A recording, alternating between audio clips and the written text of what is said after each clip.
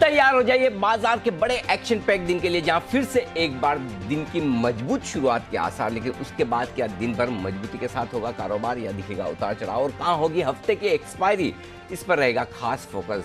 स्वागत है आप सबका शेयर बाजार लाइव में। नमस्कार, मैं हूं अनिल सिंघवी। और नमस्कार, मैं हूं दीपांशु भंडारी। सर, एक बात तो अच्छी है कि लगातार तीसरे दिन एटलीस्ट ग्लोबल मूड माहौल तो बेहतर ही आते हुए दिख रहा है। मेरे को तो बहुत अच्छी बात ये लग रही है, कल छुट्टी है। कल छुट्टी है, वो तो इस बार तो हफ्ते के बीच में दीप याद ही नहीं आता पिछली बार कब छुट्टी आई थी। लंबा समय हो गया। तो मच एवेटेड छुट्टी, और अप्रैल के महीने में तो ढेर सारी छुट्टियां आएंगी, लेकिन फिलहाल छुट्टी से ठीक एक दिन पहले, क्योंकि वायदा कारोबार की एक्सपायरी का दिन है, एक्शन भरपूर है दुनिया भर के बाजारों में भी, हमारे यहाँ भी। आइए देख लेते किन ट्रिगर्स के दम पर आज रहेगा हमारा एक्शन। नैस्डैक, ये था स्टार परफॉर्मर कल का, जो पिछले 2-3 दिनों से मार पड़ी थी, उससे बढ़ते हुए खतरनाक तेजी 465 अंकों की। अब बस दिक्कत वही है, नैस्डैक चलता है तो डाउ रुकता है, डाउ चलता है तो नैस्डैक रुकता है। तो ठीक है, आप नैस्डैक देख के मन खुश कर लीजिए। डाउ में 30 अंकों की तेजी रही, थोड़ी उम्मीद से कम, 200 पॉइंट ऊपर थे डाउ फ्यूचर्स जब हम बंद हुए कल। उसके मुकाबले में देखेंगे तो थोड़ी कम तेजी रही, लेकिन हरे निशान में बंद होने में कामयाब जरूर रहा। कच्चा तेल, ये दूसरे दिन सिलसिला राहत की बात है, 71 के करीब जाने के बाद अब $67 के आसपास, तो $4 कम हुआ है। Relief rally, much awaited relief correction जिसे कह सकते हैं, जो आता हुआ दिखा है, तो ये एक अच्छा संकेत है। हफ्ते की एक्सपायरी तो है ही आज, वो तो फोकस में रह गई, लेकिन इसके अलावा होटल अशोक के लिए ITDC रोड शोज शुरू करने जा रही, ये बड़ी इंटरेस्टिंग खबर है। और बड़ी बात है कि ताज होटल्स यानी कि टाटा ग्रुप की बड़ी दिलचस्पी, ये बड़ी और एक्सक्लूसिव न्यूज़ ब्रेक भी है हमारी, जिस पर हम आज फोकस करेंगे। बढ़िया प्रॉपर्टी है सर, जबरदस्त। ताज मानसिंह तो गजब की है। ताज मानसिंह तो ऑलरेडी इनके पास है। होटल अशोक बिल्कुल। तो एक्शन दमदार है। एक बार फिर से विनिवेश को लेकर खबरें जो हम आपके लिए रोज हाईलाइट कर रहे हैं वो भी हैं। और सर, इसी के स्टेप में एक बात है, क्योंकि फिर इससे जो मार्केट का एक्शन है वो भी समझना चाहूँगा। कल ये जो BPCL की ब्लॉक डील हुई है 7,000 करोड़ रुपए की, बड़ी ब्लॉक डील थी। कल जो फंड्स का डेटा है उसमें कैश की खरीदारी आती हुई दिखी FIs की तरफ से, तो क्या ये ब्लॉक डील का कुछ इम्पैक्ट समझे? वैसे तो डिटेल्स हमारे सामने आई नहीं है, बट कुछ इसी का इम्पैक्ट पता ही नहीं चला हु डन इट। मतलब किसने किया वो समझ नहीं आ रहा। एक चीज तो पक्का है दीप, कि 7,000 करोड़ की, लगभग 7,000 करोड़ की थी ना जी, उसमें से काफी कुछ तो बड़े इन्वेस्टर्स ने लिया है, उस उम्मीद में कि आपको डिविडेंड मिलेगा बड़ा, जिसकी बात हम कर रहे हैं। 45 से 50 रुपए के आसपास का डिविडेंड कभी भी आ सकता है, कभी भी, any time, any day, any time it can be announced. और कोई बड़ी बात नहीं कि इसी महीने आ जाए, तो डिविडेंड आना है, और हो सकता है इस उम्मीद में ज़्यादा उन इन्वेस्टर्स ने खरीदा हो जिन्हें आप HNI इन्वेस्टर्स, पोर्टफोलियो मैनेजमेंट चलाने वाले जो फंड मैनेजर्स हैं उन्हें कह सकते हैं। इसलिए ब्लॉक डील में रिपोर्ट ना हो, खाली एक ICICI म्यूचुअल फंड के अलावा कहीं कोई बड़ा नाम ब्लॉक डील में दिख नहीं रहा, न कोई फॉरेन फंड का, न कोई, लेकिन जाहिर सी बात है खरीदा तो उन्होंने भी होगा। तो 2800 करोड़ की कैश में खरीदारी FIs की, और 1250 करोड़ की खरीदारी कैश में घरेलू फंड की, तो यानी कि 4,500 करोड़, फिर भी 1,500 करोड़ का, 2,500 करोड़ का गैप है। उसमें से 600 करोड़ ये निकाल दो, तो भी करीबन 2,000 करोड़ तो किसी और ने लिए हैं, और वो दिख नहीं रहे। इसका मतलब नेट ये है कि FIs की खरीदारी के आंकड़े शायद ना हो, या घरेलू फंड्स की खरीदारी के आंकड़े एक्स BPCL ना हो। तो इन आंकड़ों को पढ़ना थोड़ा सा मुश्किल काम है, देखते क्या कुछ। कभी तो खुशी वाले संकेत। हाँ, लेकिन आज ठीक है, खुशी नेट बाइंग तो है, पैसा तो लगाया है, एटलीस्ट पैसा लगाया, बड़े लंबे समय बाद दोनों ने लगाया। अब ये वही वाला हाल है कि आप जब साल के अंत में डेटा देखेंगे और आप कहेंगे कि इस साल FIs की खरीदारी के बड़े आंकड़े आए हैं, और उसमें बॉश की 28,000-30,000 करोड़ की डील भी दिखेगी। अब वो एक्चुअली तो ट्रांसफर ही है, लेकिन आंकड़ों में तो दर्ज हो ही जाता है, और अचानक से आपको 28-30,000 करोड़ से आंकड़ा इन्फ्लेटेड दिखेगा, बढ़ा हुआ दिखेगा। ठीक है, पार्ट ऑफ लाइफ है। ठीक है सर, पर क्योंकि हमने ये डेटा की बात करी है, वैसे तो हम हाँ, लेकिन आपने जो कहा कि किसने खरीदा पता नहीं, लेकिन जिसने खरीदा उसका पैसा बनेगा। हाँ, ये पक्का है। BPCL जो लेकर रहेगा, शांति से बैठेगा, उसका पैसा बनेगा। अब ये मार्केट ऐसा है दीप, जहां आपको खरीद कर बैठ जाना है। बार बार अगर हर रोज भाव देखेंगे तो होगा नहीं। अब मैं बताऊं, फॉर एग्जांपल, कई सारे स्टॉक्स ऐसे हैं जो चलते हैं, फिर 2-4 दिन रुक जाते हैं। अब आप देखिए TCS, इन्फोसिस ऊपर से 10-10, 12-15% करेक्ट हो गए। अब वापस चल पड़े ना जी। कोई आईटीसी ऊपर से 235-40 से करेक्ट होकर 200-205 आ गया, फिर चल पड़ेगा। तो ये सारे स्टॉक्स ऐसे हैं जो थोड़े बहुत 10% ऊपर नीचे होते रहेंगे। इवन HUL वगैरह ये सब वापस चल पड़ेंगे, तो ऐसा कोई दिक्कत वाली बात नहीं है। आपका पेशेंस होना चाहिए। अगर आपने ऊपर में खरीदारी की है और ऊपर में खरीदारी नहीं की है और नीचे में आपको अच्छे करेक्शन पे मिल रहे हैं, तो लेने की ताकत होनी चाहिए और पैसा बन जाएगा आपका। फॉर एग्जांपल 3900-4000 वाला डिवीज वापस आपको 3300 रुपये हो गया, तो 3300 से 3600 होते हुए वक्त नहीं लगता। तो ये जो बढ़िया क्वालिटी के स्टॉक्स हैं इनको आपको गिरावट में ले लेना है, और अगर गलती से आपके ऊपर में ले लिए तो दुखी ना हो, फिर आपको इंतजार ही करना पड़ेगा। ऐसा नहीं कि आपको कैपिटल लॉस करके निकल जाना है। ये स्टॉक्स ऐसे नहीं जिनमें आप कैपिटल लॉस करें, ये कमाने वाले स्टॉक्स हैं। शांति से रहिए। शांति से रहिए, वही बात है सर। आपने कल वैसे BPCL पर भी खरीदारी की राय दी थी और पोजिशनली तो आपने कहा ही है कि बढ़िया गेन्स आ सकती हैं। अब सर क्योंकि फंड्स की बात निकली है तो एक सवाल यहाँ पर बन रहा था, रोज हम डिस्कस तो करते हैं, एक फिगर चाहे बाकी जहां पर भी बाय सेल हो, एक जगह जहां पर लगातार खरीदारी हो रही है वो है इंडेक्स ऑप्शंस में। हाँ। और कभी कभी तो बड़े फिगर्स आते हैं इंडेक्स ऑप्शंस की खरीदारी थी। ये किस चीज का संकेत दे रहा है? इस बात का संकेत है कि FIs बाजार के मूड को लेकर बहुत क्लियर नहीं है। रीजन बताता हूँ। तेजी की नहीं जा रही है, मंदी हो नहीं रही। अच्छा, ये है हाल इस वक्त। क्यों कि रेंज में आप फंसे हैं जी। ठीक है, रेंज में फंसे होते तो आप रेंज के किसी भी और बाहर निकल सकते हैं जी, ऊपर भी नीचे भी। क्यों? अगर आप एकदम शॉर्ट टर्म सोचोगे तो आपको लगेगा कि ऊपर में थकता हुआ दिख रहा है। 15,200 15,300 की रेंज में आते ही बाजार थक जाता है, सेलिंग आ जाती है, प्रॉफिट बुकिंग आ जाती है। इसका मतलब हम रेंज को नीचे तोड़ेंगे, ठीक है। और रेंज के नीचे आते आपको खरीदारी आती है और वापस ऊपर आता है, आपको लगता है कि नहीं शॉर्ट टर्म ट्रेंड भले ही थोड़ा सा अटकने वाला या रुकने वाला या फिसलने वाला हो, लेकिन मीडियम से लॉन्ग टर्म ट्रेंड देखें ना, वहाँ तो कोई बदलाव ही नहीं हुआ। तो हल्के फुल्के करेक्शन बुल मार्केट में तो आएंगे, हम फिर से तेजी कर सकते हैं। तो उस हिसाब से आपको लगता है तेजी भी हो सकती है। तो अब ये जब दोनों तरह का कन्फ्यूजन और रेंज बाउंड बाजार है, तो आप फ्यूचर्स पर डायरेक्शनल कॉल लेना कम पसंद करते हैं। इसके बजाय आप ऑप्शंस में ट्रेड करके अपने पोर्टफोलियो को हेज करने की या बाजार के डायरेक्शन का अंदाजा लगाने की कोशिश करते हैं, और एग्जैक्टली वही FIs कर रहे हैं। इसको आप तरह से एक इंश्योरेंस प्रीमियम मान लो, ये ऑप्शन प्रीमियम नहीं है, इंश्योरेंस प्रीमियम है। तो और उसमें भी आप देखिए जो ये रोज लगातार खरीदारी के आंकड़े आ रहे हैं, इसमें से सबसे बड़ा आंकड़ा जो आता है ऑप्शंस में 4 आंकड़े होते हैं। पुट खरीदने का, पुट बेचने का, कॉल खरीदने का, कॉल बेचने का, ठीक है। सबसे बड़ा आंकड़ा हमेशा आपको पुट खरीदने का मिलेगा। इसका मतलब क्लियर कट है कि FIs सोचते हैं कि चलो ठीक है, एक इंश्योरेंस के तौर पर पुट खरीद के रख लो, कभी गलती से बाजार किसी वजह से बहुत जोर से गिर गया तो हमारे पास पुट है। सिमिलरली कि कभी अचानक से डाउ में वापस 1000 पॉइंट की तेजी हो गई और सारे ग्लोबल मार्केट भाग गए, या फिर आपका डॉलर इंडेक्स वीक हो गया, या फिर आपके बॉन्ड यील्ड अचानक से वापस नीचे आ गए, ठीक है, तो हो सकता है इक्विटी मार्केट जोर से ब्रेकआउट दे दे, तो चलो कॉल खरीद के रख लो। तो बेसिकली ऑप्शंस में जो खरीदारी हो रही है, हमेशा एक चीज़ ध्यान में रखिए, ऑप्शन की खरीदारी कॉन्फिडेंस का कम कॉन्फिडेंस दिखाती है इन्वेस्टर्स में। मैं ट्रेडर्स की बात नहीं कर रहा, इन्वेस्टर्स में, इसलिए वो ऑप्शन खरीद कर रखते हैं। जहाँ उनका कॉन्फिडेंस ज़्यादा है तो वो ऑप्शन बेच कर रखेंगे या सीधा फ्यूचर्स में ट्रेड करेंगे। तो FIs का जो ये रुझान फ्यूचर से बदलकर ऑप्शंस में आया है, ये रेंज बाउंड मार्केट की वजह से और बाजार के शॉर्ट टर्म डायरेक्शन में क्लैरिटी कम होने की वजह से। मीडियम से लॉन्ग टर्म में कोई किसी को दिक्कत नहीं है, वो क्लियर है, लेकिन शॉर्ट टर्म वाला जो मामला है वो थोड़ा सा क्लियर नहीं है, इसलिए ऑप्शंस में खरीदारी हो रही है। समझ गए सर, ठीक है।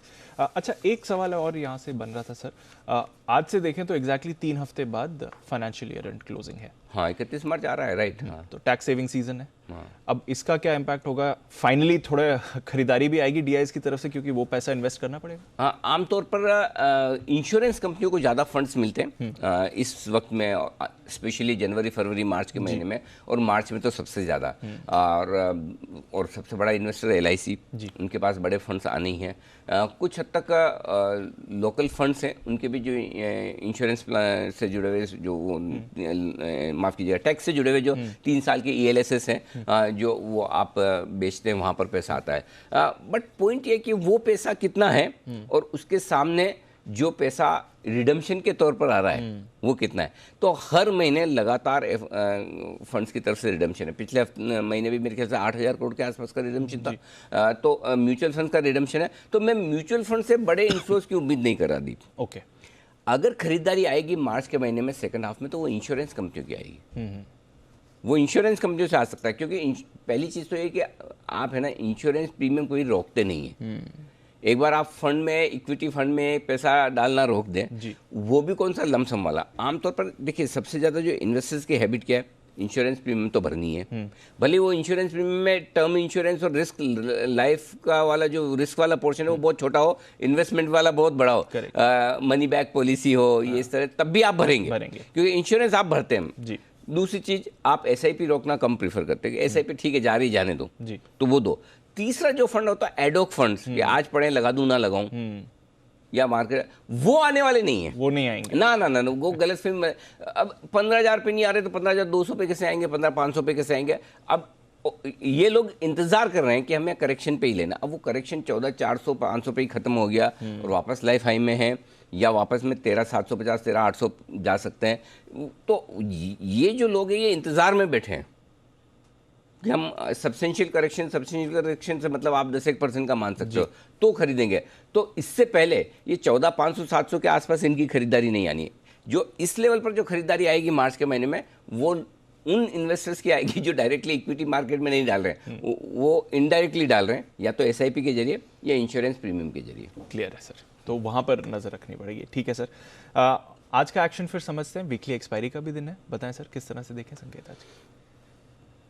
एक्शन देखिए दीप, ग्लोबल संकेत पॉजिटिव साइड पर है। उससे पहले एक मिनट, एक ये बड़ी खबर आती हुई दिख रही है, इसको जरा सा एक बार देख लें और उसके बाद मैं आज के एक्शन पर आऊँ कि कैप्टिव माइन ओनर्स 50% को, हमारी खबर पर मुहर पर लग रही है। बिल्कुल, आपको याद होगा थोड़े ही दिन पहले हमने कहा कि सरकार इस पॉलिसी पर काम कर रही है कि जो पहले मैं समझा दूँ कैप्टिव माइन ओनर्स क्या होते हैं।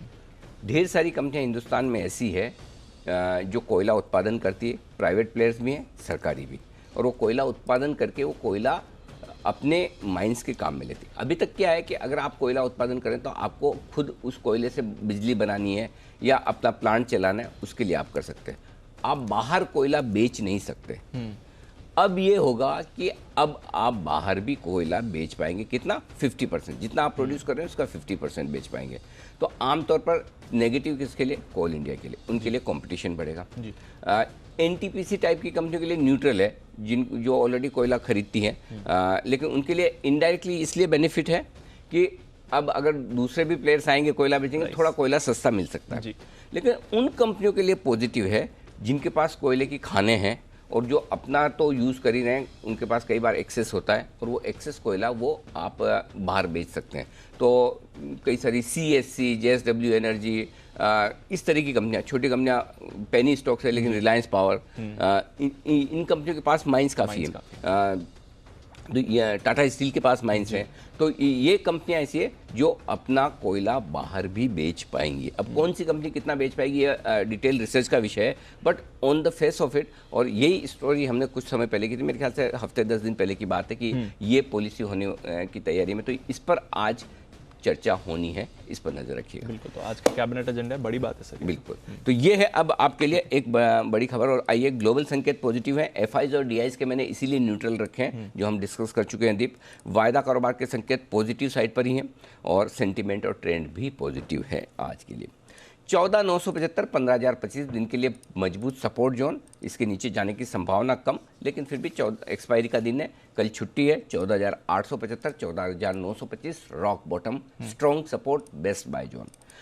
15,175 15,200 ऊपरी रेंज है और उसके ऊपर 15,245 से 15,315 स्ट्रॉन्ग प्रॉफिट बुकिंग जोन है और इस रेंज में पक्का प्रॉफिट बुक करके आपको इंतजार करना चाहिए। फिर से करेक्शन का यहाँ पर जरूर बेचिए और बहुत एग्रेसिव ट्रेडर हैं तो शॉर्ट भी कर सकते हैं। बैंक निफ्टी 35,225 35,300 बहुत स्ट्रॉन्ग सपोर्ट के तौर पर सामने आता दिख रहा है दिन के लिए, आसानी से टूटना नहीं चाहिए। फिर भी अगर गलती से टूट गया तो 35,000 35,100 strong bye zone, blind support zone जिसे आप एक तरह से कह सकते हैं। ऊपर में 36,100 36,250 हल्की रुकावट है, इसके पार निकलने पर 36,350 से 36,550 ये स्ट्रॉन्ग सेल जोन है। यहाँ पर पक्के तौर पर प्रॉफिट बुक भी करना चाहिए और शॉर्ट भी करना चाहिए। मैं पूरी तरह से बैंक निफ्टी पर स्ट्रांगली जबरदस्त बुलिश होऊंगा। अगर 36,600 के ऊपर निकलकर बैंक निफ्टी टिक जाता है, क्लोज होता है, तो फिर ये लाइफ टाइम हाई की तरफ 37,700 के ऊपर निकलने की तैयारी करेगा। सिमिलरली 15,250 के ऊपर निफ्टी अगर बंद हो जाता है तो फिर ये लाइफ टाइम हाई 15,431 के पार निकलने की कोशिश करेगा। तो 15,250, 36,600 दो लेवल क्लोजिंग बेसिस पर रखिए, बड़े ब्रेकआउट और नए लाइफ टाइम हाई के लिए इन लेवल्स पर नजर रखिए। अदरवाइज इस रेंज में हायर एंड पर पक्के तौर पर बेचना भी चाहिए, बेचना भी चाहिए। कल भी हमने देखा, रोज देख रहे हैं। ठीक है मौका, और अगर आप नहीं बेचना जानते छोड़ दीजिए, मौका देता है दिन में, ले लीजिए। क्लियर है सर, सिंपल। ठीक है। बैंक निफ्टी, बैंक निफ्टी दीप 36,100, ये हाँ दिन की रेंज बता देता हूँ। 15,200 दिन की छोटी रेंज निफ्टी पर, 14,975, 15,245 दिन की मीडियम रेंज, 14,925, 15,300। एक्चुअल लेवल 15,310, 15,315 का आता है। मैंने राउंड फिगर में 15,300 दे दिया। एग्जैक्ट जिसको चाहिए 15,310 से 15,315 बनकर आता है। दो लाइफ टाइम हाई मिले हैं अभी तक आपको, 15,314, 15,313 जी, और 15,245। ये 248 होगा शायद, 15,245 ही है। हाँ। तो ये तीन अब तक के बेस्ट हाइज मिले। तो ये 15,245 से 15,315-10 की रेंज जो है, यही आपके लिए सेलिंग रेंज है। ओके। लाइफ टाइम हाई पर जहाँ टॉप 3 जगह आप बंद हुए, वहाँ पर एक बार बेच दीजिए, वहाँ पे बेचना है, ठीक है। बस सिंपल फॉर्मूला बता दिया है ये, ठीक है। अब ये तो हो गया आपका। अब दिन की रेंज, बैंक निफ्टी 35,575, 36,100 दिन की छोटी रेंज है, 35,425, 36,350 दिन की मीडियम रेंज है, और 35,250 से लेकर 36,450। दो चीज़ बताना चाहता हूँ दीप इसमें, जो दो लेवल को ध्यान में रखिए। 35,200 से 35,300 की रेंज में बहुत स्ट्रॉन्ग सपोर्ट आ रहा है बैंक निफ्टी पर। 35,200, 35,300 जो पहले सपोर्ट 35,000, 35,100 की रेंज में था, आप पिछले 4 दिनों में देखिए 35,275, 35,228, 35,296, ये इस रेंज में बार बार क्लोजिंग दे रहा है बैंक निफ्टी। तो 35,200, 35,300 आज के लिए बहुत स्ट्रॉन्ग सपोर्ट है नीचे। 36,350, 36,550 स्ट्रॉन्ग सेलिंग जोन है। दोनों तरफ बहुत स्ट्रॉन्ग लेवल है जो आसानी से पार नहीं होने वाले हैं। इस पर नजर रखिए। और मैं कल तो हम 36,000 ही बोल रहे थे कि 36,100 है, लेकिन कल एक बार हमने हायर क्लोजिंग भी दे दी, 36,100 टच भी कर लिया, इसलिए अब रेंज ऊपर की तरफ निकल। मैं वही पूछना था कि आज थोड़ी रेंज बढ़कर, हाँ आज थोड़ी रेंज बढ़कर आई है। उसकी रीजन है दीप, एक तो भाई बैंक निफ्टी 600 बढ़ा है जी, छोटा थोड़ी है, निफ्टी भी 150 बढ़ा है, तो रेंज। और अच्छा क्लोजिंग 15,000 के ऊपर की निफ्टी की, 15,100 की क्लोजिंग बहुत बढ़िया है। और 35,575 पे हम ऊपर जा नहीं पा रहे थे, 35,875 की क्लोजिंग आपको मिल रही है, तो क्लोजिंग बहुत बढ़िया है। इसलिए रेंज आज आपके लिए ऊपर की खुल रही है, ऊपर की खुल रही है। और अब वो उस बड़ी रेंज में जा रहा है, जा सकता है, जहां आपको प्रॉफिट बुकिंग जरूर करनी चाहिए, जहां रुकेंगे 15,245, 15,315 निफ्टी, 36,450, 36,350, 36,550 बैंक निफ्टी। क्लियर है सर, ठीक है। तो ये है आपके लिए नई रेंजेस आज के लिए। कल कुछ बदलाव हुआ है एफआईएस की पोजीशन या पीसीआर में? 54 से 60% आया, जैसा हम उम्मीद कर रहे थे कि थोड़ा लेंगे। पुट कॉल रेशियो 1:11 पर अब भी शॉर्ट कवरिंग बाकी है, नो डाउट थोड़ी हुई है, अब भी बाकी है, ठीक है। विक्स 9% घटा है, हमेशा की तरह वॉलेटाइल है सबसे ज्यादा, सबसे ज्यादा। ठीक है सर। एग्जिस्टिंग पोजीशंस का क्या करना चाहिए फिर, ये बताएं, क्योंकि इंटरेस्टिंग था कल रेंज आपने ऊपर बढ़ाई, तो अब क्या होगा एग्जिस्टिंग? 15,000 को एक बार डे ट्रेडर्स स्टॉप लॉस के तौर पर रखें, ठीक है। 14,925 थोड़ा सा दूर का स्टॉप लॉस है आपके लिए, लेकिन रखिए, मेरे बोलने पे दूर का रखिए ताकि आपका ट्रिगर ना हो जी। स्टॉप लॉस वो होना चाहिए जो ट्रिगर ना हो, टारगेट हासिल करा है। स्टॉप लॉस वो नहीं होना चाहिए कि जो ट्रिगर हो जाए और फिर टारगेट आए, उसमें डबल तकलीफ है। तो 15,000 और 14,925 का स्टॉप लॉस आपके लिए इंट्राडे और क्लोजिंग बेसिस पर। बैंक निफ्टी पर इंट्राडे का 35,500 रख लीजिए, क्लोजिंग पर 35,200 रख लीजिए। ये दो स्टॉप लॉस है आपके लिए लॉन्ग पोजीशन के लिए। शॉर्ट अगर आप हैं 15,225 का रखिए स्टॉप लॉस, और बैंक निफ्टी पर आप रखिए 36,150। आप चाहें तो 15,245 भी कर सकते हैं, आपकी श्रद्धा पर है कि थोड़ी और रिस्क लेनी है तो 15,245, बट अदरवाइज वैसे 15,210 के ऊपर क्लोज आज दे देता है फिर से, तो काट ही लेना चाहिए। अब यहाँ पे शॉर्ट रहने का फिर मतलब नहीं। आखिरी उम्मीद चाहे तो 15,245 रख सकते हैं, भले इसको 15,245 कर लीजिए ताकि और लोगों को 150 पॉइंट का ही है, लेकिन 15,245, 15,250 कर लीजिए, राउंड फिगर में 15,250 कर लीजिए। तो निफ्टी का इंट्राडे स्टॉप लॉस सिर्फ 15,250 कर लें, और बैंक निफ्टी का 36,150 परफेक्ट जो दिया वही ठीक है। तो ये दो स्टॉप लॉस आपके लिए हो गए अब शॉर्ट साइड पर। ठीक है सर। बैंक निफ्टी के लिए बैंक निफ्टी पे 36,150 वही रखना 36,150, वही, है। ठीक उसके ऊपर क्या है 36,250, 350, 450, 550 परफेक्ट लेवल है हर 100 पॉइंट पर। लेकिन वो आगे कंजेशन जोन बहुत बढ़िया है, तो वहां जाके रुकेगा भी, लेकिन फिर भी 300-400 पॉइंट और क्यों देने, वापस वहां पर ऊपर की रेंज में अगर समझिए आपका 36,150 ट्रिगर हो गया, 36,450, 550 मिले, फिर से शॉर्ट कर दीजिए, 300 पॉइंट तो बचेंगे। वैसा सही बात है, क्लियर है सर, ठीक है। नई पोजीशंस कैसे बनाए? 14,975 का स्टॉप लॉस रखिए, बाद में हम इसको ट्रायल करके ऊपर ले आएंगे, ठीक है ना। 15,175, 15,200, 15,245 और 15,300 ये सारे लेवल्स हैं जिसके लिए करनी चाहिए आपको खरीदारी। ओके, ठीक है। अब आइए बेचना चाहते हैं 15,245, 15,315 वो रेंज है जो एकदम परफेक्ट सेल रेंज है, वहां करना चाहिए। 15,248 सेल रेंज पर प्रीमियम निकाल के 15,210 के आसपास खुलना चाहिए जी, मजा आएगा। मजा आएगा। हाँ, तो ये यहाँ बेचना चाहिए, एक बार चांस लेना चाहिए। ओके, हाँ, 15,350 का स्ट्रिक्ट स्टॉप लॉस होगा आपका, 15,200, 150, 100 और 15,000। 15,245 के आसपास अगर खुला तो पहली टिक पर प्रॉफिट बुकिंग करने की राय। ओके, अगर ऊपर खुल रहा है तो वापस आपको फिर हम एंट्री पॉइंट बता देंगे कि आपको कहाँ 15,210, 15,175, 15,150 ये 3 लेवल पे फिर से एंट्री करनी।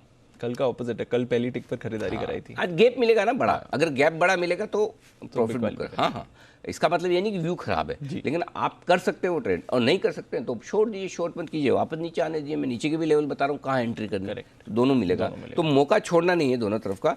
ये शॉर्ट वाले लेवल आपके लिए आ गए। खरीदारी करनी है बैंक निफ्टी में 35,500 का स्टॉप लॉस है, 36,000, 36,075 शायद यहीं खुलेंगे। इसके बाद हर 100 पॉइंट पर ऊपर पे आपके 36,250 से हर 100 पॉइंट गिन लीजिए, 350, 450, 550 ये फाइनल टारगेट है।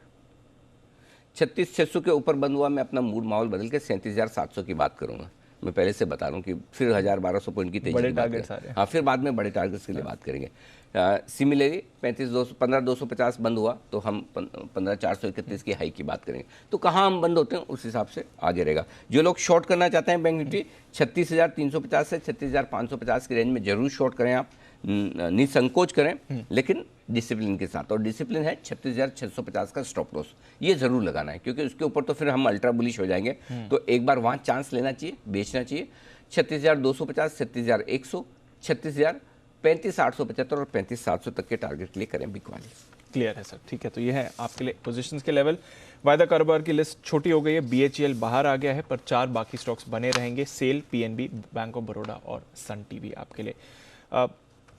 डेटा तो समझ लिया सर फंड्स का, वायदा कारोबार के लिहाज से क्या इंपॉर्टेंट लेवल्स रहेंगे आज? FNO में देखिए एक सबसे इंपॉर्टेंट तो 15,000 ही है जी। ठीक है ना। 15,000 के लेवल पे आप देखिए कि पुट में 31 लाख शेयर है, हाईएस्ट ओपन इंटरेस्ट है, तो एक्सपायरी के दिन वो आपके लिए इंटरेस्टिंग है।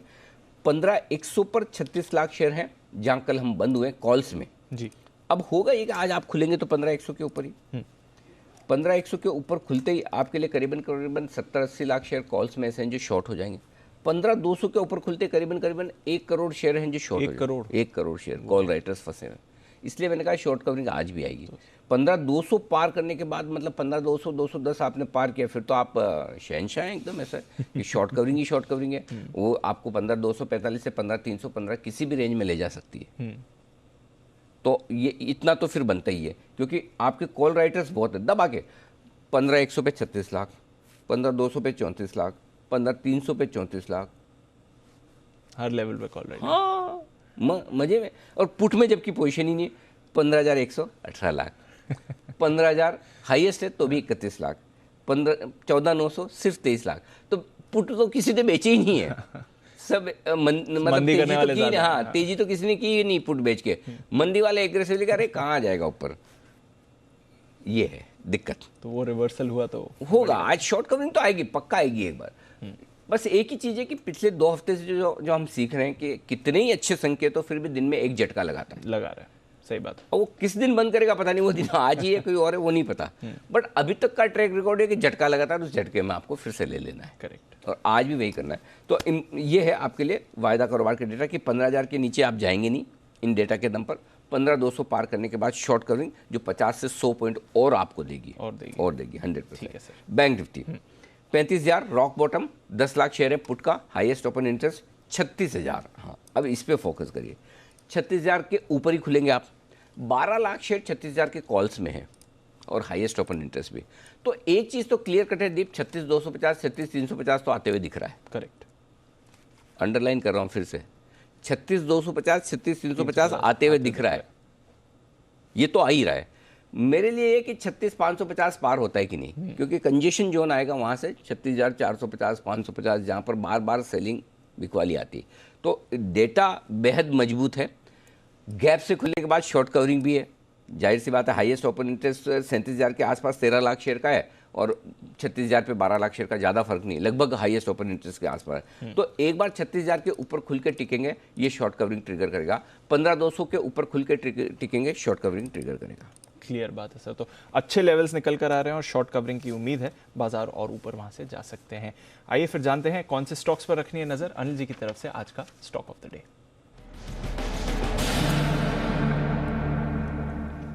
बताएं सर। आज एक इंटरेस्टिंग कंपनी चुनी है खरीदारी करने के लिए, BLS इंटरनेशनल, जो आपको याद होगा पहले भी हम मालामाल वीकली में एक बार रिकमेंड कर चुके हैं। टूरिज्म, ट्रैवल, होटल्स, इससे रिलेटेड सारे स्टॉक्स फोकस में, जैसे कि आज ITDC की इंटरेस्टिंग खबर है, जहाँ बड़ी कंपनियों के बड़े प्लान हैं। फिर आप देखिए इजी ट्रिप प्लानर्स जिनकी जो वेबसाइट है इजी माई ट्रिप, उनका IPO खुला है, आज आखिरी दिन है, ज़बरदस्त रिस्पॉन्स मिलेगा। फिर उसके अलावा आपने देखा थॉमस कुक, टूरिज्म फाइनेंस, फिर कल एक और कौन सा स्टॉक था, इंटरनेशनल ट्रैवल हाउस, ये सारे स्टॉक्स बढ़िया एक्शन में हैं। तो एक ये फंडामेंटली मजबूत कंपनी BLS इंटरनेशनल, ये हमने चुनी है। बिगेस्ट वीज़ा प्रोसेसिंग कंपनी, 36 देशों के साथ इन्होंने टाई अप किया हुआ है हमारे यहाँ वीज़ा और पासपोर्ट की प्रोसेसिंग का। सबसे बढ़िया बात दीपी की 1100 करोड़ का मार्केट कैप है और 240 करोड़ कैश है कंपनी के पास, यानी कि cash rich debt free company, debt free cash rich company. और पिछले क्वार्टर के रिजल्ट आप देखिए, हाथ भी नहीं लगा पाएंगे स्टॉक को कुछ हुआ ही नहीं। पिछले क्वार्टर, पिछला पूरा साल वॉश आउट है, क्योंकि ये इस कंपनी का पूरा बिजनेस इंटरनेशनल ट्रैवल से है। और अब आज नहीं तो 3 महीने तो नहीं तो 6 महीने में इंटरनेशनल ट्रैवल आपकी शुरू होगी। अब आपके पास 2 ऑप्शन है, या तो अभी से खरीद कर पेशेंस के साथ बैठें कि इंटरनेशनल ट्रैवल धीरे धीरे शुरू हो रहा है, इस क्वार्टर के बाद हो जाएगा, होना भी चाहिए, बहुत चांसेस हैं, क्योंकि वैक्सीन एक बार लगने के बाद तो अब धीरे धीरे सारे देश खुलने ही है और 2-3 महीने में तो वैक्सीनेशन पूरा कंप्लीट हो जाएगा। तो पहले क्वार्टर से अब इंटरनेशनल ट्रैवल शुरू होना, तब आपको हायर प्राइसेस पे मिलेंगे, ये प्राइसेस पे नहीं मिलेगा स्टॉक, लेकिन आपको सस्ते दाम पे खरीदना है। और 2022 के लिए 21-22 वित्त वर्ष 2022 की बात कर रहा हूँ, यानी कि ये साल, ये फाइनेंशियल ईयर, इसके लिए खरीदना, तो ये एक स्टॉक परफेक्ट है। क्यों? क्योंकि दीप देखिए, इसका हाई बनाया इसने लगभग 260 रुपये का हाई है इस स्टॉक का, और अभी 105 रुपये पर है। अपने हाई से 40% प्राइस पे 60% नीचे जी हाई से। करेक्ट। और सिर्फ इसलिए क्योंकि पूरा पिछला साल इंटरनेशनल ट्रैवल के लिए वॉश आउट था।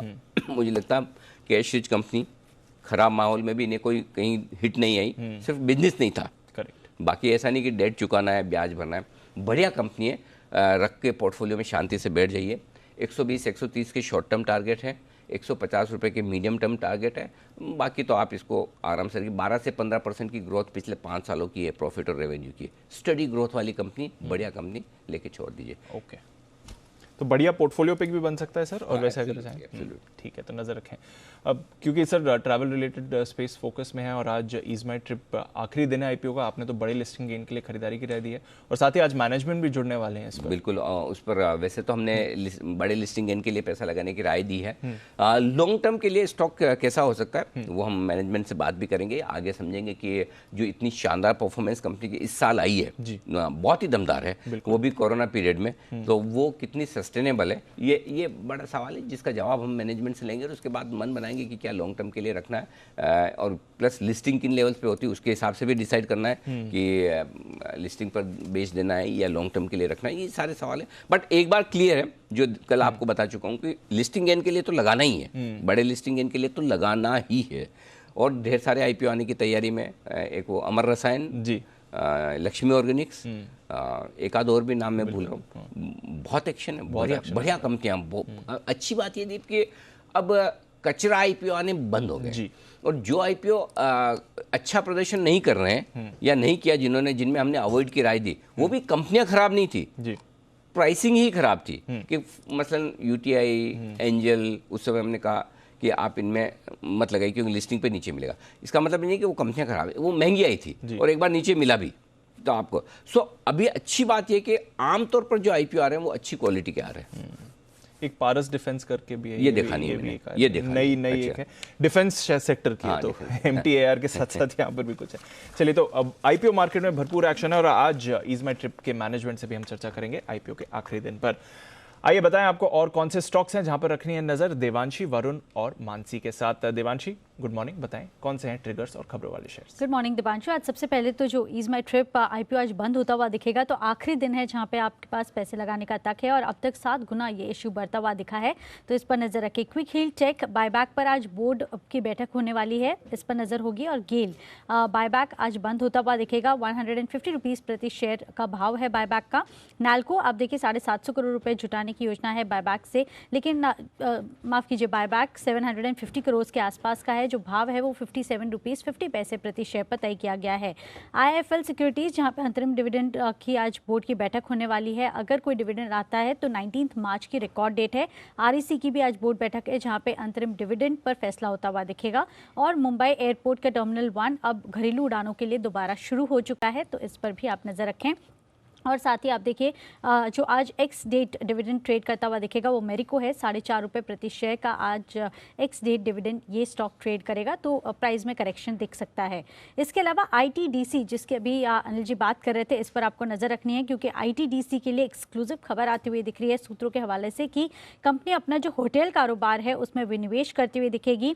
और आप देखिए अब तेज़ी से इसकी रिस्ट्रक्चरिंग की बातें चलती हुई दिख रही है। रिस्ट्रक्चरिंग के लिए डेलॉयट कंसल्टेंट को नियुक्त कर दिया है और दिल्ली की जो होटल अशोक है उसमें विनिवेश के लिए रोड शो भी शुरू करती हुई दिखेगी। ग्लोबल और बड़े घरेलू निवेशक इसमें काफ़ी ज़्यादा इंटरेस्ट ले रहे हैं क्योंकि इनकी जो प्राइम लोकेशन है 25 एकर्स की ज़मीन है और इसकी चलते काफ़ी इंटरेस्ट बढ़ता हुआ दिख रहा है। होटल अशोक में 6.5 एकड़ की ज़मीन है, 550 कमरे हैं, तो इन सब पर आपको नज़र रखनी है। आज ये स्टॉक फोकस में रहेगा। गोदरेज प्रॉपर्टीज़, कल कंपनी ने QIP लॉन्च किया है। फ्लोर प्राइस 1513 रुपीज़ प्रति शेयर पर तय किया गया है, जो कि 3.5% के प्रीमियम पर है। और 15 मार्च को बोर्ड की बैठक होगी जहाँ पर फाइनल प्राइस QIP का तय किया जाएगा।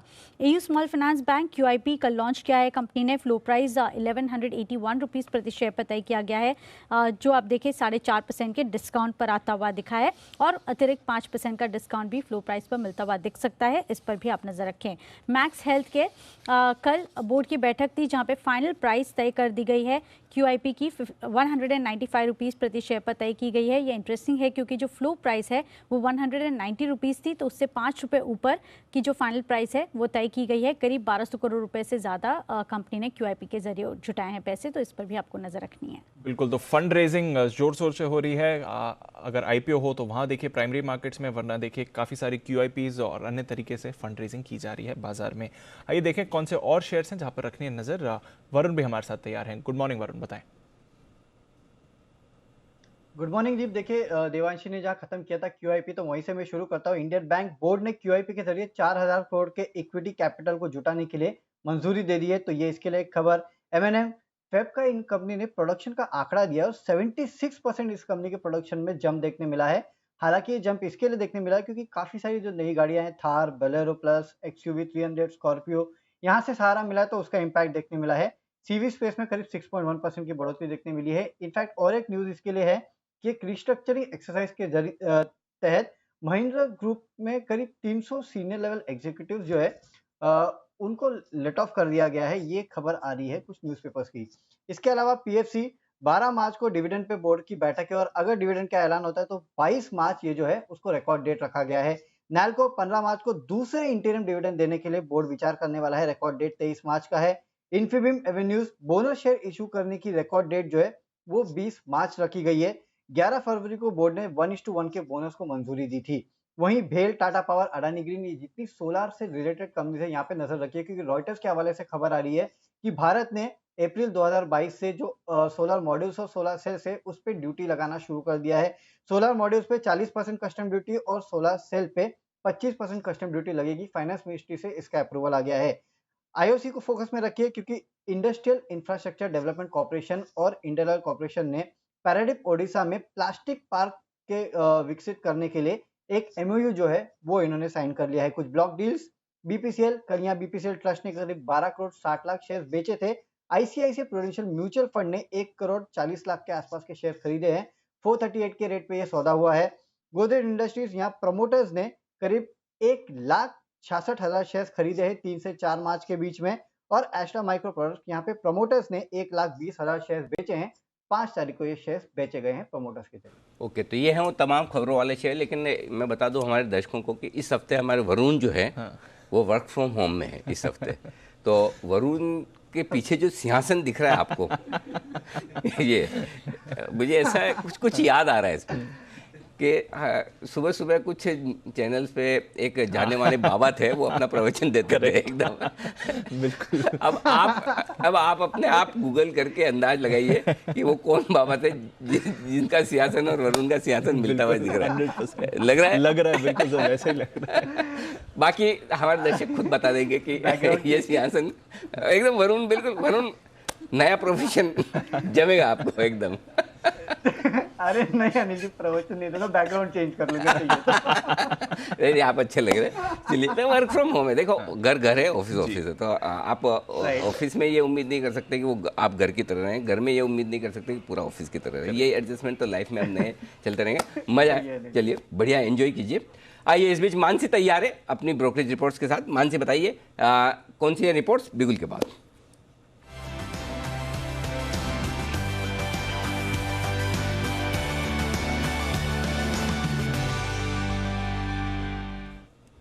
बताएं Mansi. Good morning Anil sir. IndusInd bank, Reliance industries और श्रीराम ट्रांसपोर्ट तीनों पर रिपोर्ट्स आई हैं। इंडसइंड बैंक पर सीएलएसए की रिपोर्ट है। कल की क्लोजिंग 1025 रुपए की रही। रिपोर्ट में कहा गया है पिछले 2 सालों में बैंक के कामकाज में बड़ा बदलाव देखने को मिला है। खरीदारी की राय बरकरार रख रहे हैं, लक्ष्य बढ़ा दिए हैं। 1100 से लक्ष्य को बढ़ाकर 1325 का कर दिया है। रिलायंस इंडस्ट्रीज पर यूबीएस की एक रिपोर्ट है, न्यूट्रल रेटिंग बरकरार रखी है, लक्ष्य 2475 के। वहीं श्रीराम ट्रांसपोर्ट फाइनेंस पर क्रेडिट स्विस की एक रिपोर्ट है, मार्जिन और एसेट क्वालिटी में सुधार देखने को मिला है। 1267 की कल की क्लोजिंग थी और अब ओवरवेट रेटिंग रिपोर्ट में दे रहे हैं, लक्ष्य 1650 के सुझा रहे हैं। ओके, तो ये है आपके लिए तमाम रिपोर्ट्स जिन पर आपको करना है फोकस। आज बहुत कम है सर। मैं तो तैयार ही नहीं हुआ जब तक मानसी की रिपोर्ट्स खत्म ही हो गई। तो चलिए, कोई बात नहीं, ये है आपके लिए रिपोर्ट्स, इन पर करना है फोकस। आइए, अब वक्त है पिक ऑफ द डे का।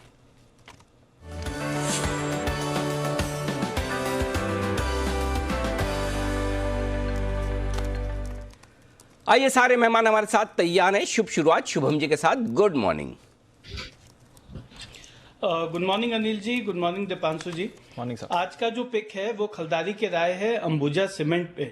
और अगर हम पूरे सीमेंट स्पेस को देखें तो पूरे सीमेंट स्पेस में फिर से एक डेवलपमेंट देखने को मिल रहा है। और कल हमने देखा कि यहाँ पे प्राइस एक्शन काफी स्ट्रांग था।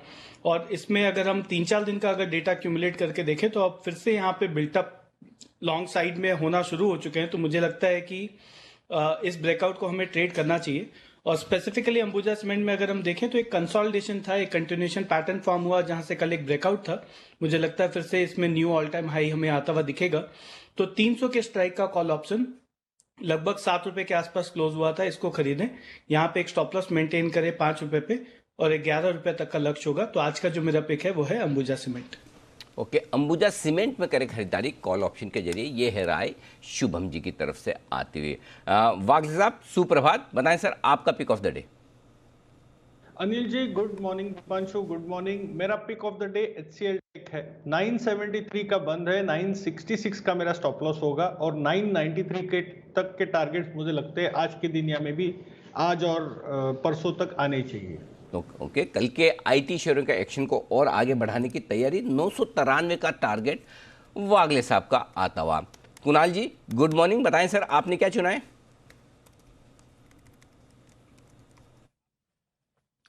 Good morning Anil ji, good morning Deepanshu. Anil ji, मेरी भी खरीदारी की राय एक आईटी स्टॉक में है और कल जब बाजार बंद हो रहा था तो आईटी में सारा फोकस शिफ्ट हो गया था और मुझे लगता है आज भी आपको यहां तेजी देखने को मिलेगी।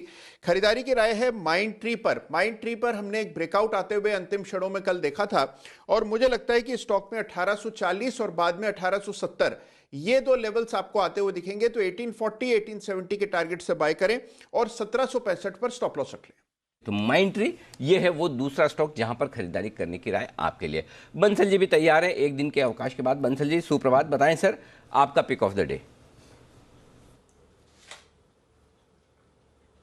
सुप्रभात अनिल जी, सुप्रभात Deepanshu. Anil ji pick of the day तो देते ही हैं। पिक ऑफ द डे तो मैं लेके आया हूँ सब आईटी स्टॉक्स में। कल एक ब्रेकआउट देखने को मिला था, तो मेरा तो pick of the day Infosys है 1319, 1319 का स्टॉप लॉस है, 1384, 1384 का टारगेट है। Anil ji pick of the day तो अनिल जी देते हैं, पिक ऑफ द सीरीज भी देते हैं, पिक ऑफ द मंथ भी देते हैं। और अनिल जी आज मैं एक लाया हूं pick of the quarter. Anil ji ये जो क्वार्टर है आफ्टर 8 PM वाला क्वार्टर नहीं है, दूसरे वाला मतलब कि रिजल्ट्स वाला 3 महीने वाला क्वार्टर है। तो अनिल जी आपके पास अगर पिक ऑफ द क्वार्टर का बिगुल है तो ठीक है, नहीं तो बिना बिगुल के दे देता हूं अनिल जी।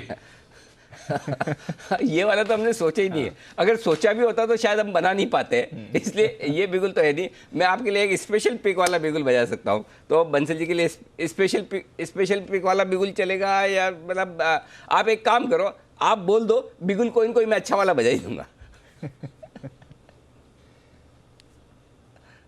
अनिल जी स्पेशल पिक का बिगुल बजा दीजिए अनिल जी। ओके चलिए, तो मैं थोड़ी देर में बंसल जी आपके लिए बिगुल का इंतजाम करता हूँ। 9 बजे के बाद वाले रनडाउन में पड़ा है, थोड़ा ऊपर खींच के लाना पड़ेगा। कृपया करके तब तक स्टॉक बता दें आप।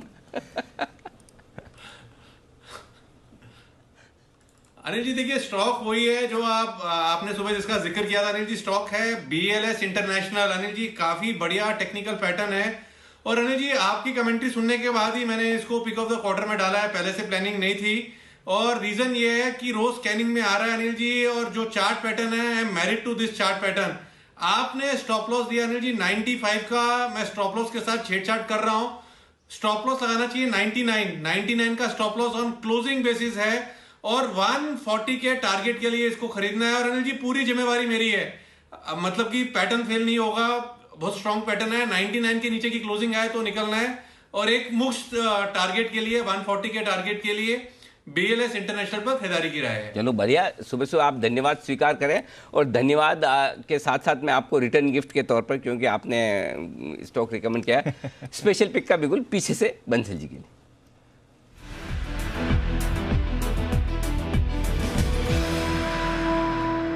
अब तक दीप मेरे को लगता था मैं ही बंसल जी पे गुगली फेंकता हूँ। आज बंसल जी ने 2-3 बार क्लीन बोल्ड कर दिया मुझे गुगली फेंक के। पिक ऑफ द क्वार्टर, फिर अभी का भी मैं ही बोल्ड हो गया। आज पूरा क्रेडिट अब बंसल जी ने ले लिया। टारगेट आया तो अब पूरा उन्होंने कहा रिस्पॉन्सिबिलिटी। तो मालूम है ना कि इतनी बढ़िया कंपनी टारगेट पाएंगे नहीं, लेकिन फिर भी बंसल जी ने सोच समझ के कहा है, तो बंसल जी को दिल से धन्यवाद। अविनाश सर भी हमारे साथ है। Avinash ji good morning sir, बताएं आपका pick of the day. Good morning Anil ji, good morning Deep. Anil ji हमको जो कंपनी पसंद है वो पावर जनरेशन में जो अभी इलेक्ट्रिक व्हीकल और इंफ्रा में बढ़ रही है, उसका नाम है टाटा पावर। हमको लग रहा है कि ये कंपनी को भरपूर फायदा होगा।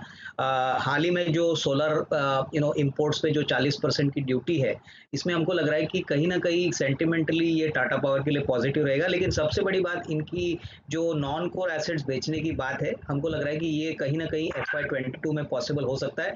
तो क्लियरली थोड़ा सा एक 3 से 4 महीने का व्यू अगर ले ले तो मुझे लग रहा है कि 130-135 का नियर टर्म का टारगेट बनता है। ये इमीडिएटली शायद बढ़ेगा नहीं, लेकिन इसमें डेफिनेटली एक्यूमुलेशन हो रहा है। और दूसरी कंपनी इनफैक्ट अनिल जी जो इन्वेस्टमेंट ग्रेड वाली है, उसका नाम है फर्मेंटा बायोटेक। अभी ये कंपनी इंडिया की एकमात्र कंपनी है जो विटामिन डी बनाती है, और जो बहुत इंपॉर्टेंट साबित हो चुकी है कोविड में। इनफैक्ट मैनेजमेंट ने कहा है कि आगे वो न्यूट्रिशनल प्रोडक्ट में जाना चाहते हैं जहां पे मार्जिन बहुत अच्छे हैं। ऑलरेडी कंपनी करीबन 25% की मार्जिन पे चलती है, और आगे हमको लग रहा है कि बैकवर्ड इंटीग्रेशन करने के बाद ये और भी बढ़ेंगे। तो इन्वेस्टमेंट पॉइंट ऑफ व्यू से मुझे लग रहा है कि करीबन 12 महीने की अगर अवधि ले तो मुझे ख्याल से करीबन 400 रुपए का भाव भी पॉसिबल है। तो इसको जरूर एक्यूमुलेट करिए। मुझे लग रहा है बहुत ही अंडर वैल्यूड स्टॉक है, और इसमें प्रोडक्ट काफी नीश है। तो डेफिनेटली ये दोनों स्टॉक्स मेरी तरफ से। ओके, तो ये है आपके लिए खरीदारी करने की राय, फर्मेंटा बायोटेक। विटामिन डी बताया, विटामिन डी जो धूप नहीं लेने की वजह से घुटनों उठनों में हड्डियों में जो होता है, वही वाला। बिल्कुल, और बहुत बड़ा मार्केट है अनिल जी। बंसल जी से भी राय तो पक्का लूंगा। विटामिन डी की बात है, विटामिन डी बंसल जी यही वाला विटामिन डी है। और ये फर्मेंटा बायोटेक आपने भी देखी है कंपनी? अनिल जी देखी हुई अनिल जी, इसको देखा था जब हमारे अपने मतलब कि संदीप जैन साहब ने इसको रिकमेंड किया था। करेक्ट। और काफी अच्छा उन्होंने विश्लेषण भी दिया था, पूरा फार्मा डॉक्टर वाला विटामिन डी वाला। तो अनिल जी, ये विटामिन डी, अनिल जी वो वाला विटामिन डी नहीं है जो आप दूध वाला समझ रहे हैं अनिल जी। ये विटामिन डी वो है जो धूप से मिलता है अनिल जी, और धूप हम लोगों को मिलती नहीं है क्योंकि दिन भर कमरों के अंदर रहते हैं, आप स्टूडियो के अंदर रहते हैं, तो धूप मिलती नहीं अनिल जी। विटामिन डी का मेन सोर्स तो सनलाइट है, उससे हम लोग वंचित रहते हैं, तो विटामिन डी काफी जरूरी भी है। कोविड ने भी इसकी इंपॉर्टेंस बताई है। तो ये कंपनी अनिल जी बेहतरीन कंपनी है। ज़माना कैसा आ गया बंसल जी, हमारे बुजुर्गों के ज़माने में, हमारे से 1-2 जनरेशन पहले कभी किसी ने सोचा नहीं होगा कि हवा, पानी, धूप, इनके भी पैसे देने पड़ेंगे। अब ये सारी चीज़ें भी मतलब है ना, आप मतलब पानी खरीद के पीना पड़ता है, मतलब ऐसा जितना पूरे 1 महीने का नल का बिल नहीं आता था उतना 1 बोतल का बिल आ जाता है आजकल, है ना। ज़माना ही बदल गया। मतलब धूप के भी पैसे लगेंगे, अगर आप धूप नहीं खा सकते तो पैसे। और ऑक्सीजन चेम्बर्स बहुत बड़ी चीज़ है सर। हाँ, घर में लगाते हैं ऑक्सीजन चेम्बर्स। लोग अब वो भी करने लगे हैं धीरे धीरे। ओके, चलिए, वक्त बदल रहा है, तो फिलहाल फर्मेंटा बायोटेक ये है वो कंपनी जो अविनाश जी को है पसंद। बिल्कुल, तो नज़र रखिए इस काउंटर पर फर्मेंटा बायोटेक और साथ ही टाटा पावर, जिस पर अविनाश जी ने बात करी और जो अविनाश जी बात भी कर रहे थे कि सोलर सेल्स और प्रोडक्ट्स के इंपोर्ट्स पर ड्यूटी लगने वाली अगले साल से, ये सरकार की तरफ से खबर आई है। तो नज़र रखिए टाटा पावर, वहाँ पर भी इसका इम्पैक्ट आते हुए दिख सकता है। सुमित जी भी हमारे साथ जुड़ रहे हैं। सुमित जी, गुड मॉर्निंग, बताएं आपकी पिक ऑफ द डे क्या रहेगी sir? Good morning Deepanshu. Pick of the day के तौर पे यहाँ पे मेरे को लग रहा है एफएमसीजी सेक्टर में एचयूएल को सिलेक्ट करना चाहिए। हिंदुस्तान यूनिलीवर एक करेक्शन के बाद कंसोलिडेट किया है, और कंसोलिडेशन के बाद कल लोअर लेवल से एक अच्छा मूव एचयूएल के अंदर देखने को मिला है। तो एचयूएल मेरे को लग रहा है कि अब यहाँ से ऊपर का मूव दिखा सकता है। 2200 के ऊपर जैसे आज ये सस्टेन करेगा एचयूएल, तो उसके बाद स्टॉक में मोमेंटम बिल्डअप होगा और फिर स्टॉक एक बढ़िया मूव के लिए तैयारी करेगा, जिसके अंदर ऊपर में 2240 से लेके 2250 रुपए तक के इमीडिएट शॉर्ट टर्म के ट्रेडिंग के टारगेट होंगे, और ओवरऑल मेरे को लगता है कि 2300 रुपए तक का मूव भी दिखाएगा। तो एचयूएल के अंदर खरीदारी करें, जिन्होंने ले रखा हुआ है वो लोग पोजीशंस होल्ड करें। नीचे में 2160 2170 का सपोर्ट है, तो वो स्टॉप लॉस होगा, और ऊपर में 2240 2250 इमीडिएट टारगेट, ओवरऑल 2300 के टारगेट्स के लिए खरीदारी करके चलने का सलाह रहेगा। ओके, तो ओवरऑल 2300 के टारगेट्स के लिए एचयूएल पर रखनी है नज़र। आगे जाकर ये भी एक दमदार एक्शन में आते हुए दिख सकता है स्टॉक। बढ़िया मूव आ सकती है। आज थोड़े डिफेंसिव ज़्यादा रिकमेंड हुए हैं। एचसीएल टेक, माइंट्री है, इन्फोसिस है, और साथ ही एचयूएल सुमित जी की तरफ से जो रिकमेंडेशन लिस्ट में आया है। और कौन से स्टॉक्स रहेंगे नज़र में, आइए इनके बारे में थोड़ी चर्चा करें। गोदरेज प्रॉपर्टीज़, अविनाश जी, प्रीमियम पर क्यूआईपी लॉन्च किया है, 3.5% के प्रीमियम पर है इसका फ्लोर प्राइस। कल की क्लोजिंग के हिसाब से देखें, वैसे 5% का फाइनल इशू प्राइस पर डिस्काउंट आ सकता है, बट बताएं सर, कैसे देखें गोदरेज प्रॉपर्टीज़ को, और अब यहाँ से क्या राय रहेगी काउंटर पर? इनफैक्ट दीपांशु, बहुत ही पॉजिटिव डेवलपमेंट है, और रियल एस्टेट मार्केट में जो रेसिडेंशियल का जो कैटेगरी है, हमने देखा है कि बहुत टाइम के बाद एक बहुत अच्छा रिकवरी देखने को मिला है। एक तो कोर डिमांड बढ़ी है, और दूसरी बात हमको लग रहा है कि जिस प्रकार से इंटरेस्ट रेट्स कम हो चुके हैं, मुझे लग रहा है कि काफ़ी मदद रेसिडेंशियल कैटेगरी में ग्रोथ आने के लिए रिस्पॉन्सिबल है। आगे भी हमको लग रहा है कि बहुत अच्छा परफॉर्मेंस गोदरेज प्रॉपर्टी दिखाएगी, क्योंकि इनका जो बिजनेस मॉडल है वो काफ़ी अच्छा है। इनफैक्ट काफ़ी जगह पे ये जेवीज करते हैं, खुद लैंड खरीदते नहीं है, तो इनका रिस्क भी काफ़ी कम होता है। और प्लस ओवरऑल अगर दूसरे रियल एस्टेट प्लेयर्स की कंपैरिजन करें तो इनका ऑपरेटिंग मैट्रिक्स भी अच्छा है। तो जिनको लंबी अवधि के लिए क्वालिटी रियल एस्टेट प्ले लेना है, मुझे लग रहा है गोदरेज प्रॉपर्टीज कोई भी गिरावट में खरीदे। मुझे लग रहा है कि रियल एस्टेट एक सरप्राइज पैक 2021 के लिए रहेगा, जहाँ पे बहुत समय के बाद एक अच्छा ग्रोथ इन्वेस्टर्स को देखने को मिल सकता है। ओके, तो नज़र रखिए गोदरेज प्रॉपर्टीज़, और प्रीमियम पर आ रहा है क्यूआईपी, ये एक बड़ी बात है, तो इस काउंटर पर आज एक्शन रहेगा। Sumit ji, AU small finance के बारे में भी बात करें, यहाँ पर भी कल क्यूआईपी लॉन्च हुआ है। कल की क्लोजिंग के हिसाब से 4.5% के डिस्काउंट पर है, तो आज अगर थोड़ी वीकनेस दिखती है तो फिर क्या करना चाहिए, क्या इंपॉर्टेंट लेवल्स रहेंगे इसके लिए उसके बाद? एयू बैंक के अंदर जो नीचे में चार्ट्स पे सपोर्ट दिखाई दे रहा है वो 1170 1200 के आसपास का बनेगा। तो ये ऐसा अगर कोई भी छोटा मोटा डिप आता है 1170 1180 के लेवल्स तक, तो डिप्स में स्टॉक के अंदर खरीदारी करें।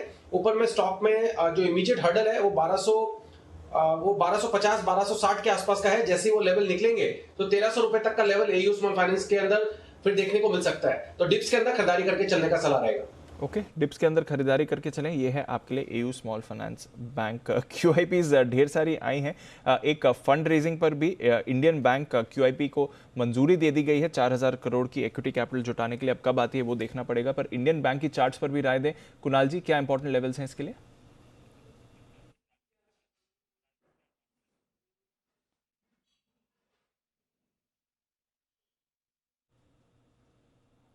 कुणाल जी, इंडियन बैंक की चार्ट जरा इंपॉर्टेंट लेवल्स बताएं।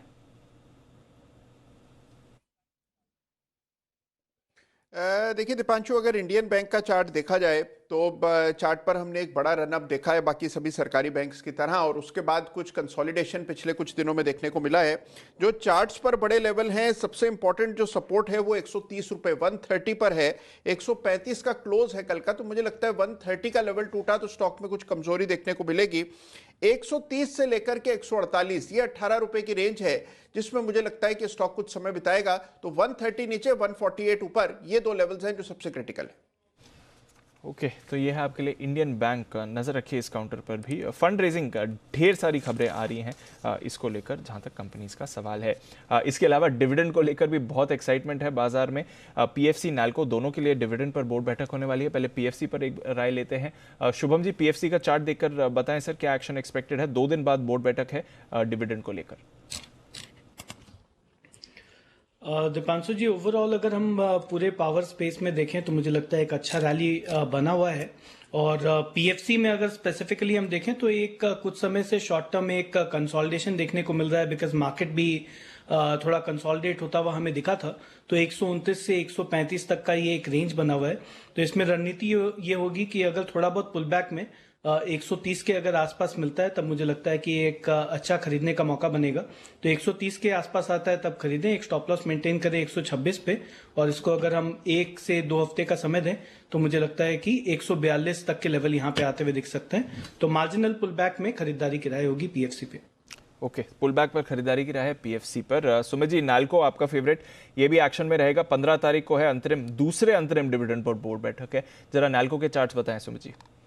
बिल्कुल एक्शन में रहेगा दीपांशु। नैल्को के अंदर मेरे को लगता नहीं है कि कोई खास मोटा और बड़ा डीप देखने को मिलेगा। छोटे मोटे डिप्स हर तेजी के बाद इस स्टॉक में देखने को मिल रहे हैं, लेकिन उसके बाद एक बड़ी तेजी बनती है। तो लास्ट 2-3 दिनों में हमने ऐसा कंसोलिडेशन और डिप देख लिया है स्टॉक के अंदर। अब वापस से एक अपसाइड मूव रिज्यूम होना चाहिए। तो जैसे ये 60 के ऊपर सस्टेन करना स्टार्ट होगा 60, तो उसके बाद स्टॉक में मोमेंटम बिल्टअप होगा और फिर ऊपर में 64 रुपए से लेकर 68 रुपए तक के मूव आने वाले दिनों में नैल्को में देखने को मिल सकते हैं। नीचे पे जो स्टॉक का सपोर्ट है 55 रुपया 56 रुपए के आसपास है। ये लेवल्स जब तक नहीं टूटते तब तक पोजीशंस होल्ड करें। 60 का इमीडिएट हर्डल वो ब्रेक होने के बाद 64 से लेकर 68 रुपए तक का मूव जल्दी आने वाले दिनों में नैल्को में देखने को मिलेगा।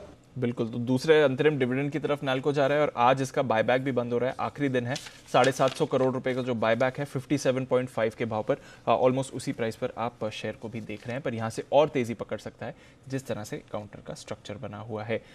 M&M, अविनाश जी, क्या करना चाहिए M&M पर? इस समय थोड़ा करेक्शन भी हुआ है काउंटर में। प्रोडक्शन डेटा आया है पिछले महीने, 76% YOY प्रोडक्शन बढ़कर आया है, साथ ही थोड़ी रीस्ट्रक्चरिंग करी है। 300 सीनियर लेवल एग्जीक्यूटिव्स को ले ऑफ करा है ऑटोमोटिव और फार्म इक्विपमेंट डिवीजन को लेकर। कैसे देखें M&M को सर? दीप, मुझे लग रहा है कि M&M का दूसरे ऑटो सेक्टर से अगर हम कंपेयर करें तो रिलेटिवली काफी अट्रैक्टिव लग रहा है। हालांकि स्टॉक थोड़ा सा अटका हुआ है, बट हमको लग रहा है कि अगर मीडियम टू लॉन्ग टर्म एक 6-8 महीने की अगर हम बात करें तो मुझे लग रहा है कि April next year, that is FY22 के लिए ग्रोथ नंबर्स बहुत अच्छे आएंगे। इनफैक्ट मैनेजमेंट ने कहा है कि ट्रैक्टर मार्केट करीबन 20% अगले साल ग्रो होने की अपेक्षा है। ऑटोमोटिव सेल्स में भी काफी अच्छा रिस्पांस उनको उनके थार की गाड़ी के लिए मिला है। और ओवरऑल हमको लग रहा है कि डिस्पाइट द फैक्ट कि स्टील की कीमतें बढ़ी है, इनके पास काफी प्राइसिंग पावर है। तो मुझे लग रहा है कि इस लेवल से खरीदना चाहिए। ये जो बात आई है कि 300 एग्जीक्यूटिव्स को लेट ऑफ गया है, ये तो ऑब्वियसली थोड़ा सा रिस्ट्रक्चरिंग एक्सपेक्टेड था। इससे भी थोड़ा बहुत मार्जिन के लिए इनके वो मदद मिलेगी। तो ओवरऑल डेफिनेटली करंट लेवल पे बाय करना चाहिए। हमको लग रहा है 1050-1100 का लेवल का टारगेट एटलीस्ट नियर टर्म में इस स्टॉक में पॉसिबल लग रहा है। ओके, तो ये है आपके लिए राय महिंद्रा एंड महिंद्रा पे।